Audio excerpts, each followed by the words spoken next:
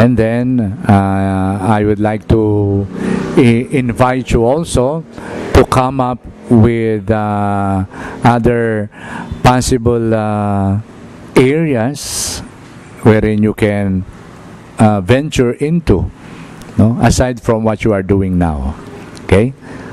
So, like for example, here you are reaching out to these people, pregnant women, etc., and their families.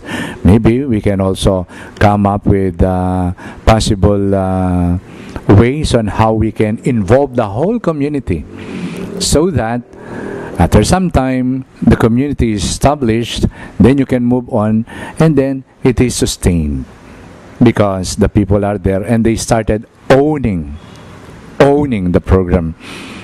So, what are the possible ways wherein we can encourage and inspire people to allow the very spirit of this ministry, of this program, to encourage them and own this, so that they will also be the ones to support this ministry.